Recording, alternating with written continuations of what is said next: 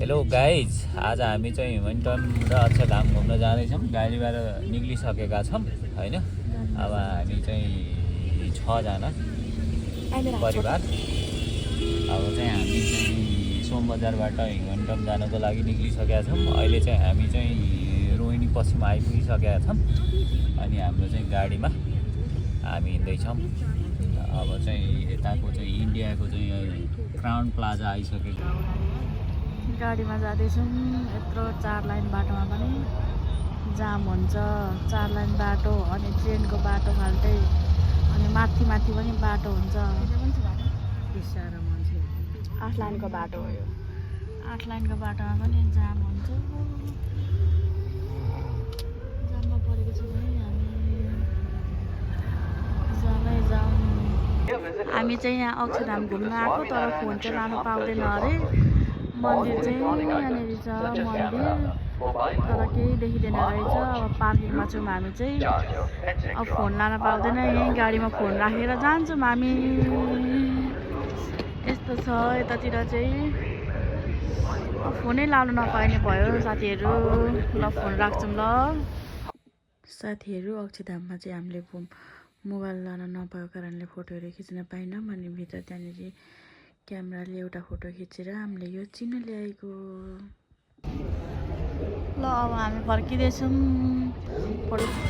हामी चाहिँ हुमानटोम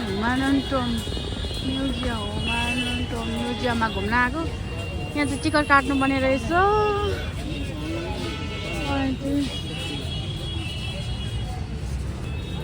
टिकट काटियो गाइज, हामीले पनि हुमानटोमको टिकट काटियो। अब हामी प्रवेश गर्छौँ यहाँदेखि भित्र।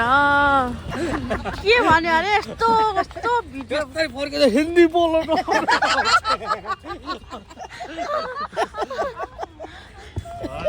हामी चाहिँ हुमानटोम आएको कि अनि भारतीय नेपालीलाई चाहिँ 600 अरे अनि भारतीयलाई चाहिँ 40 रुपियाँ अरे। अनि त्यही भएर हामी चाहिँ यहाँ 40मा भारतीय भएर छिरेको है।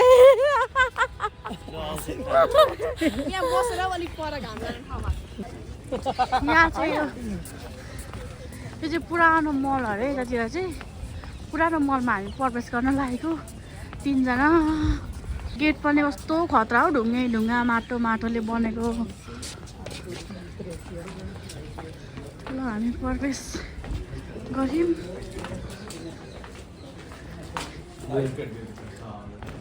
यहाँ चाहिँ यस्तो रहेछ, यस्तो मल रहेछ यहाँ चाहिँ। भिडियो गर्दैछ यस्तो यहाँ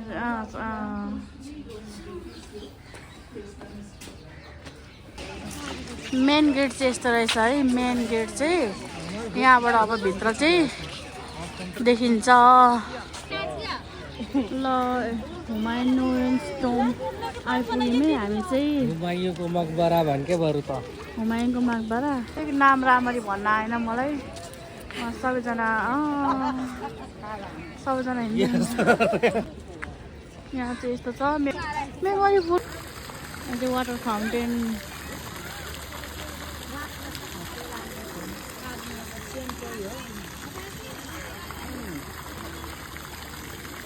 राम्रो रहेछ। यहाँ फोटो खिच्दै हुनुहुन्छ हाम्रो महाशयले। यहाँ चाहिँ साह्रै गल्नु भएछ अनि यहाँ बसिरहनु भएको छ 3 जना चाहिँ।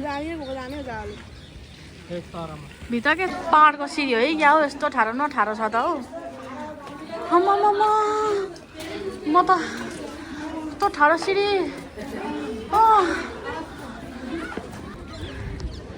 यहाँ माथि चढेर आइसक्यौँ। यस्तो रहेछ माथि चाहिँ कबर स्थान त होला नि, यो के हो यस्तो रहेछ। उकालो चढेर स्या नै भयो।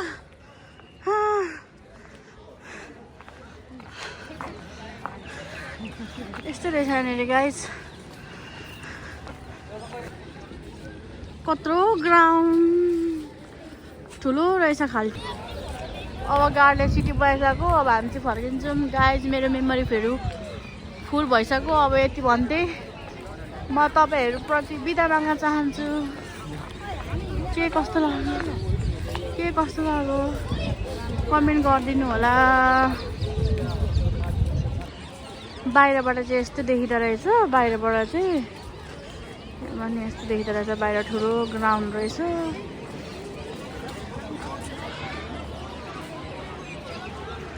यस्तो रहेछ, राम्रो रहेछ, ठुलो रहेछ।